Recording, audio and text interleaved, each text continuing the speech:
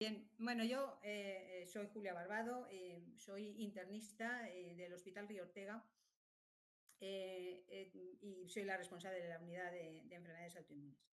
Además, bueno, pertenezco a la red de terapias avanzadas de la española y al Instituto de Biología y Genética Molecular y con una spin-off, en este caso de producción de células, que es Cytospin.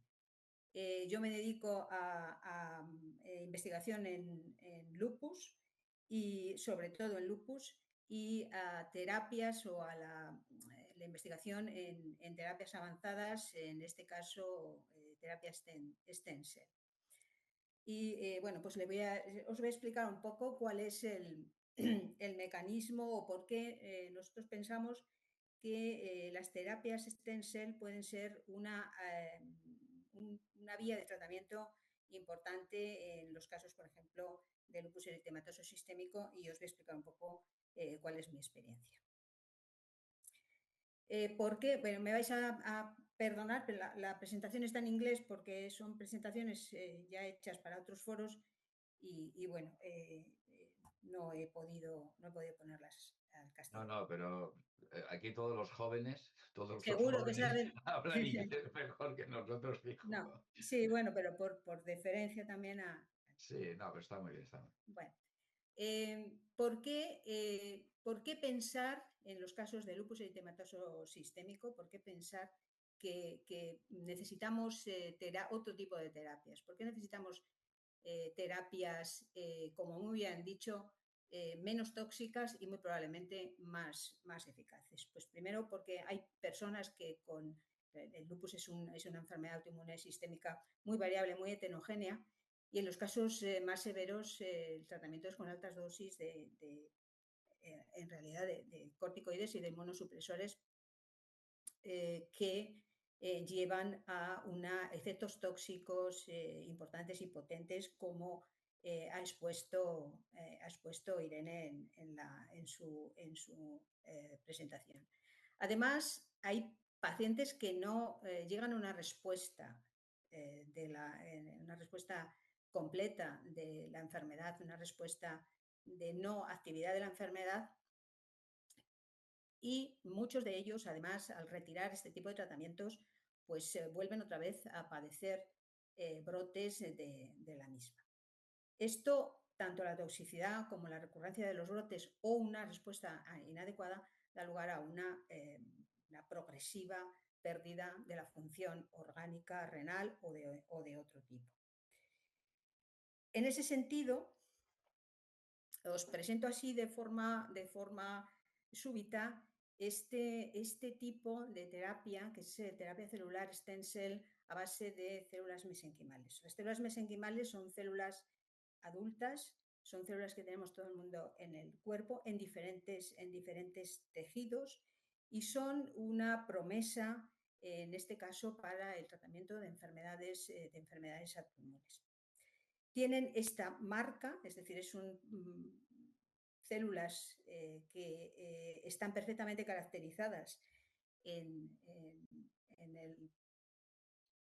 la sociedad de celular y de terapia, y que además tienen una capacidad regenerativa de tejidos. Se utiliza y se están utilizando desde hace muchos años, más de 20, en terapia regenerativa de hueso, cartílago, músculo, es decir, tienen una gran trayectoria sobre ese particular. Pero además estas células actúan también sobre el sistema inmune.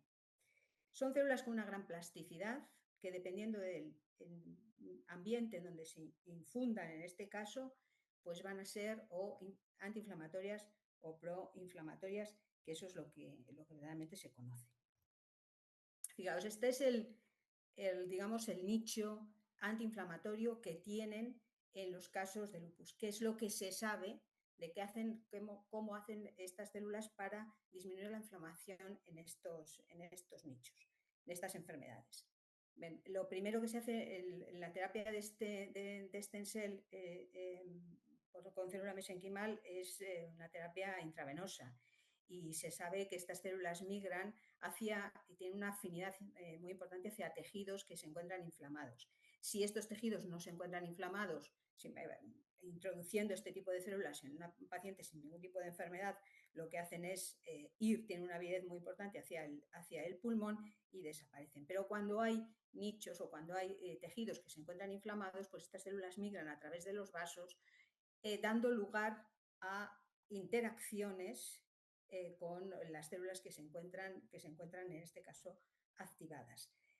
Estas células en un principio se introducen ¿cómo decirlo? Sin reacondicionamiento, es decir, tal y como vamos a ver cómo se producen en una sala blanca, sin preacondicionamiento. Y dependiendo del medio ambiente, es decir, estas células cuando tienen un medio ambiente con una gran cantidad de interferón o con una gran cantidad de factor de necrosis tumoral, se activan y actúan sobre las células que se encuentran en este caso activadas, autoactivadas, ¿no? Bien por contacto célula-célula o bien de forma paracrina, a través de factores que liberan al medio ambiente. Y actúan tanto en la inmunidad innata como en la inmunidad adquirida, dando lugar a una inhibición de ese tipo celular concreto, es decir, el tipo que se encuentra activado. Además, como veis, voy a hablar muy brevemente sobre cómo promociona además la diferenciación de células, por ejemplo, macrófagos que se encuentran en fases de activación proinflamatoria y revierten hacia un fenotipo de antiinflamación. Reducen además las células dendríticas que presentan los autoantígenos y reducen otro tipo celular como las células NK y otro tipo de células o los neutrófilos. Bien, esto es lo que tenemos muy estudiado sobre el proceso, digamos, antiinflamatorio que realizan estas células en los casos de lupus eritematoso sistémico. Pero, sin embargo, esto en el lupus no es suficiente, es decir, en comenzar el tratamiento del paciente disminuyendo la inflamación, desde luego es un gran logro, es algo muy importante, es algo que va a llevar a que este paciente vaya a mejorar, pero desde luego no vamos a evitar posteriormente los FLAIR. Por tanto, lo que debemos considerar es qué ocurre en los casos de lupus, que es ni más ni menos que una pérdida precisamente de la tolerancia a los tejidos, y lo que hemos estudiado es si es posible que estas células hagan una reversión de esa autoinmunidad hacia tolerancia. Bien, esto es lo que sabemos sobre la pérdida de tolerancia en el lupus. Sabemos que existen células autorreactivas tipo T que tienen una mutación del TCR y que por esa mutación lo que ocurre es que estas células son 100 veces más potentes que en realidad deberían de ser. Además, conocemos que hay una diferenciación de monocitos hacia células dendríticas que son células dendríticas lúpicas, es decir, son células dendríticas que lo que hacen es mostrar al resto de las células los antígenos propios, pero con una gran avidez. Y por último, como habéis dicho muy bien, hay una población de células que regulan y que es importante para la homeostasis en los tejidos la homeostasis del sistema inmune en los tejidos, que son las células reguladoras, las células B y las células T, y que se ha comprobado que en el lupus eritematoso están o disminuidas o son inexistentes. Bien, la pregunta es aquí, ¿es posible que exista ese tipo de... podamos revertir esta situación en los tejidos, en los casos de lupus, con estas células? Y tenemos una evidencia potente de que esto puede ser así. Pues, bueno, fijaos. Vamos a comenzar con las células T. ¿Qué ocurre cuando esas células T interactúan, esas células T autorreactivas, actúan con las células mesenquimales? Pues lo que vamos a ver es que esas células mesenquimales reducen precisamente la señal, la señal tan potente del TCR de célula T a través de la secreción de proteínas que se indican 1 y a través de la secreción de proteínas inhibitorias como es el PD1L, disminuyendo, por lo tanto, los factores de transcripción necesarios para la proliferación y la diferenciación de estas células. Por tanto, mantenemos células autorreactivas T, pero en anergia. Lo mismo pasa con las células dendríticas. En las células dendríticas que son producidas tras la diferenciación de monocitos, hay una disminución cuando hay interacción con las mesenquimales disminuyen los cofactores necesarios para esa diferenciación hacia células dendríticas lúpicas autorreactivas, dejando a estas células precisamente en anergia. Luego tenemos un primer paso en tolerancia, que es la anergia, que es una situación fisiológica dentro del organismo y que se había perdido en los casos lúpicos. ¿Qué pasa cuando estas células están muy activadas y es imposible dejarlas en anergia? Pues las células mesenquimales son capaces de interaccionar con estas células que son muy activas, dando lugar a la muerte celular por apoptosis, a través de mecanismos que no están todavía muy bien caracterizados, pero sobre todo debido a la presencia de IDO en las células mesenquimales. Pero bueno, eso es algo que hay que incidir mucho más, porque luego también hay, digamos, apoptosis tras la vía mitocondrial, que eso está en estudio todavía. Algo muy interesante es que estas células son capaces de producir célula dendrítica tolerogénica. Esta célula, sobreexpresando además la señal SOC-S3 supresora. Pero bueno, independientemente de eso, esta célula es muy interesante porque no solo son células tolerogénicas y las encontramos en el medio para la estabilización, sino que estas células son capaces de hacer esto: diferenciar células T y células B hacia células T y células B reguladoras. Y además tenemos otra acción por la cual estas células, las células mesenquimales, estas células aparecen en los tejidos, y es por pues productos, digamos una acción paracrina de las células mesenquimales directas sobre células T en diferenciación hacia células T y células B reguladoras, tan importantes como habéis dejado visto con anterioridad. Por tanto, esto es lo que ocurre. Hay una serie de procesos, esos procesos a través de las células mesenquimales, procesos que se han perdido en cuanto a tolerancia en tejidos, y que estas células son capaces de revertir la autoinmunidad, es decir, esa pérdida de tolerancia de los tejidos hacia tolerancia, como es la anergia, la apoptosis y el aumento de células T y B reguladoras, junto con la producción de células dendríticas tolerogénicas. Bien, esto que queda tan bien y tan bonito, ¿en qué se traduce?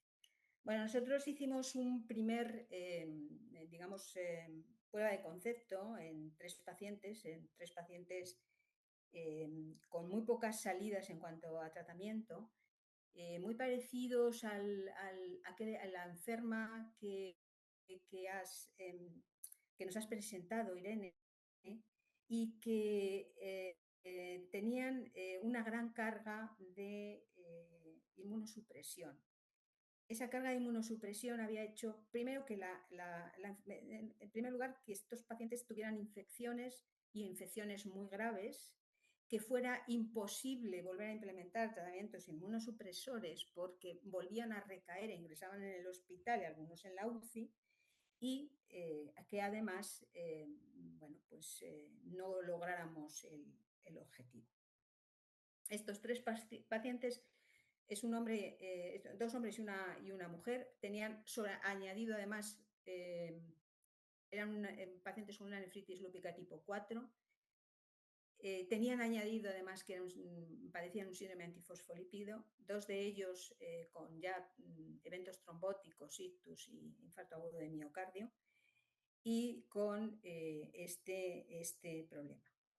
Aparte ya de la afectación renal, el score del SLEDAI era muy alto porque padecían otro tipo de sintomatología asociada al lupus, como la artritis, algunos procesos importantes como las miopericarditis o fiebres, tenia, bueno, todo lo que conlleva esta enfermedad.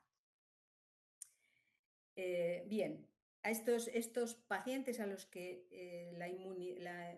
tenían alta carga de inmunosupresión, que no se podía poner más inmunosupresión porque les llevaba a eventos adversos muy graves, pues se les empezó se pidió la posibilidad de hacer una terapia de este tipo, con célula mesenquimal. ¿De dónde surge? Pues surge de aquí. Al ladito de nuestro hospital está el Instituto de Biología y Genética Molecular y en ese instituto tenemos un departamento de terapia avanzada, terapia celular, terapia stem cell y además una spin-off de producción que es Cytospin.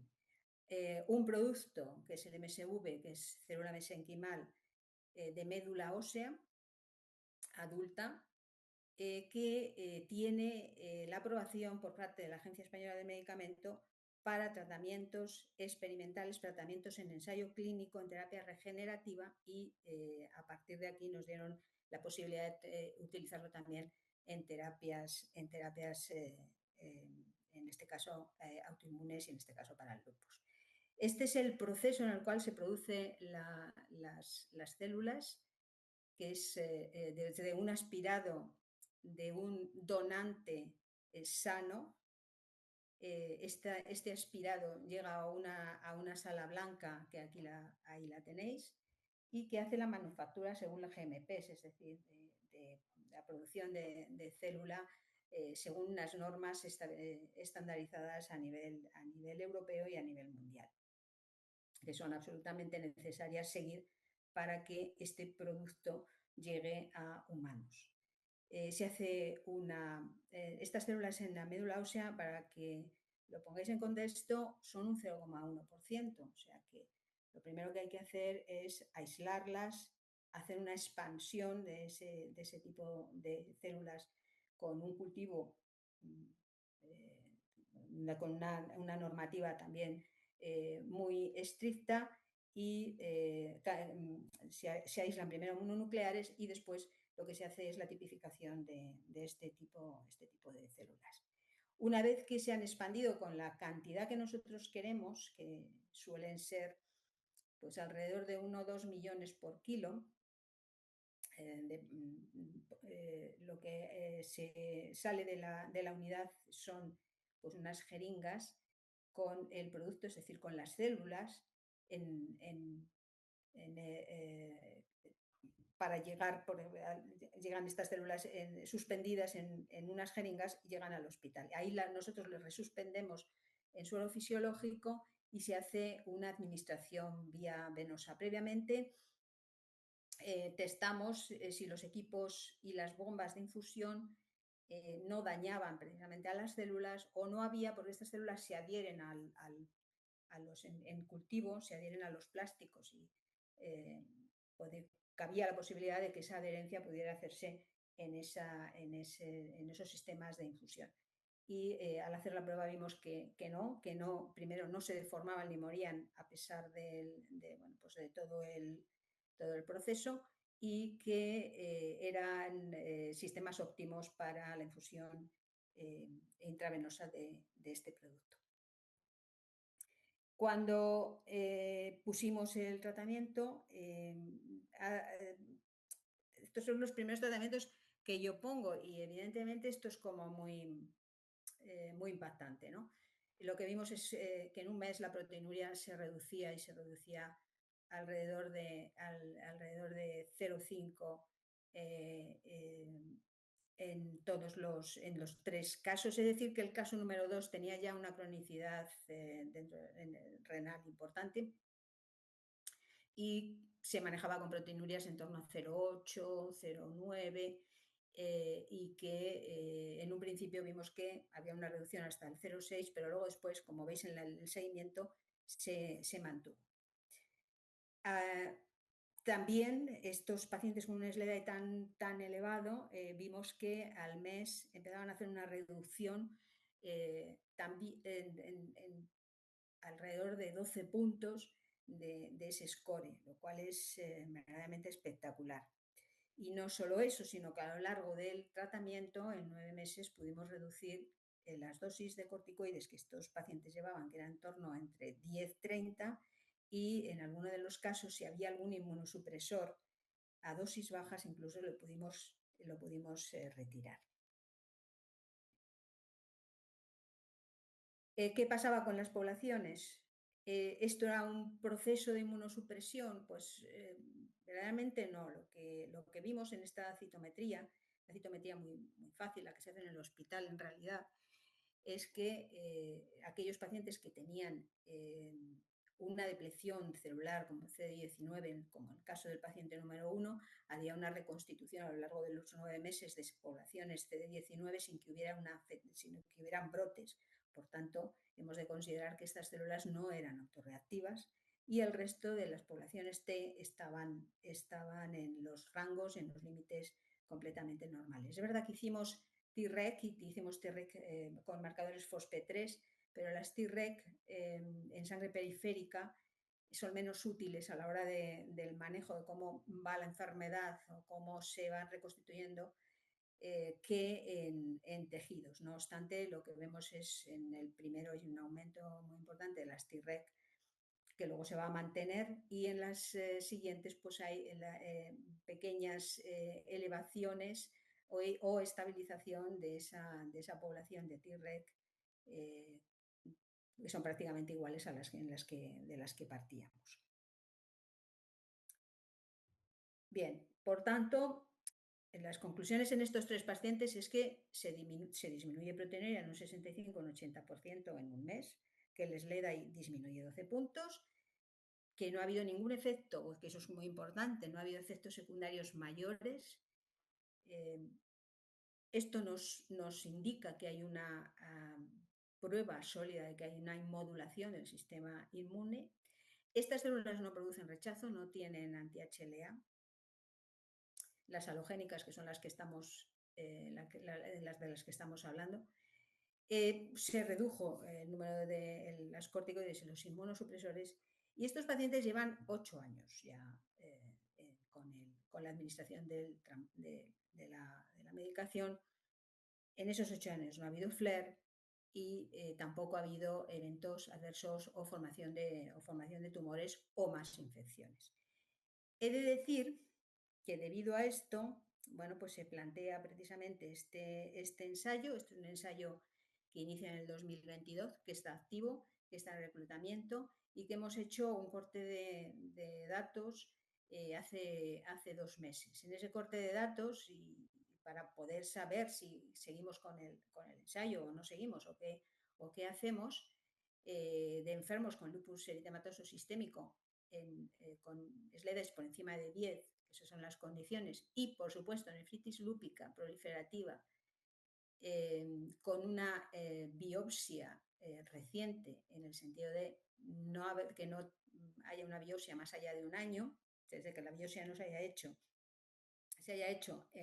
antes del tratamiento, antes del screening del paciente en ese año, pues con esas características encontramos que un 50% de los pacientes han entrado en remisión, han entrado en no actividad de la enfermedad y un 37% en baja actividad, lo que es un core de datos muy bueno. En principio es únicamente para indicar si podemos seguir o no seguir con este ensayo y bueno, pues continuamos con el reclutamiento y continuamos con el tratamiento. Por otra parte, hay pacientes que por lo que sea, con características muy parecidas a los primeros, que no pueden entrar en el ensayo clínico porque no cumplen alguno de los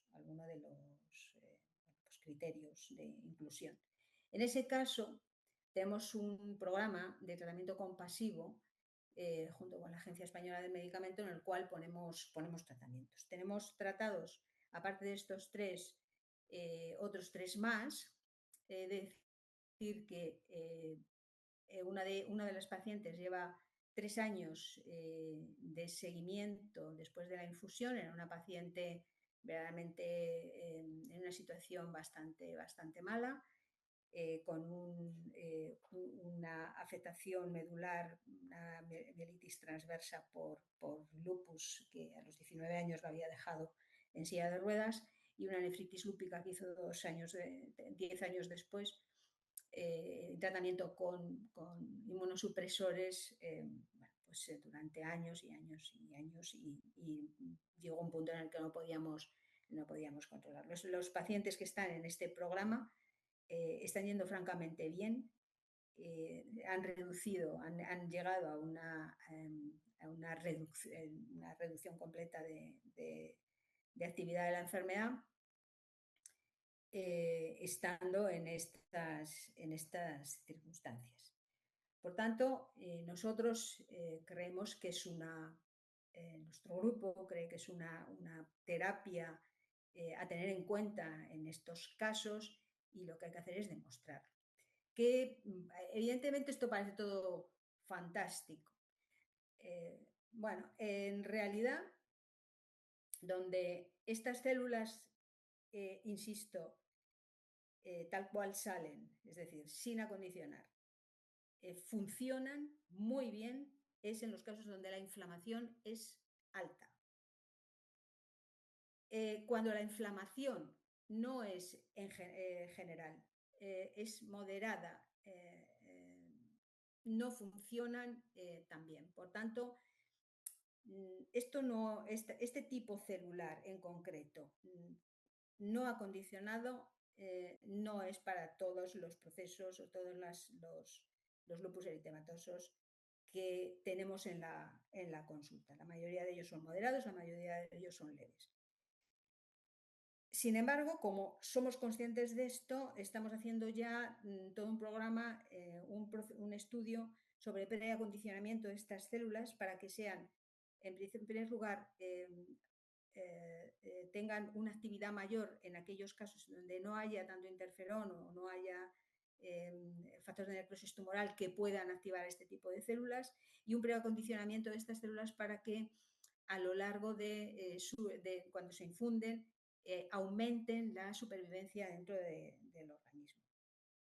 Esto ya veremos a ver cómo queda. Muy probablemente de aquí salgan diferentes productos para diferentes situaciones, y esperamos que en los siguientes ensayos, porque hay programado un ensayo ya no tanto tan enfocado a renal, sino enfocado a actividad lúpica, al lupus en general, esperamos que estas células preacondicionadas puedan ayudarnos más en estos casos. Yo siempre termino con esto, y es que reducir la inflamación en el lupus es un buen comienzo, pero que podemos hacer, no que queremos, sino que podemos hacerlo incluso mejor, induciendo tolerancia, que ese debe ser nuestro objetivo en los casos de lupus eritematoso sistémico. Porque hasta ahora lo que hemos hecho ha sido disminuir la inmunidad en la mayor parte de los casos, salvo en pequeños conatos de, como se decía en la primera presentación, ¿no? Primeros conatos de ya llegar a ver cómo logramos que haya una regulación del sistema inmune, haya un reseteo del sistema inmune, ¿no? Sin embargo, lo que estamos haciendo hasta ahora es eso, incluido con las CAR-T. Con las CAR-T estamos haciendo lo mismo, es decir, reduciendo inmunidad, ¿no? Y ese no debe ser el objetivo final para el tratamiento de estas enfermedades, porque esto no se trata de un proceso como, por ejemplo, el cáncer. Esto se trata de otra cosa y eso lo tenemos que tener en la cabeza, que cuando hacemos terapias para cáncer no pueden estar asociadas a, no pueden trasladarse a este tipo de enfermedad de una manera total y una manera ya, es definitivo, es el final. Bien, daros las gracias por vuestra atención en mi nombre y en el de todo el grupo de investigación sobre autoinmunidad e inflamación en el cual estamos representados tanto el hospital como la Universidad de Valladolid y la empresa que nos soporta todo este tipo de ideas que es Cytospin. Muy bien, muchas gracias.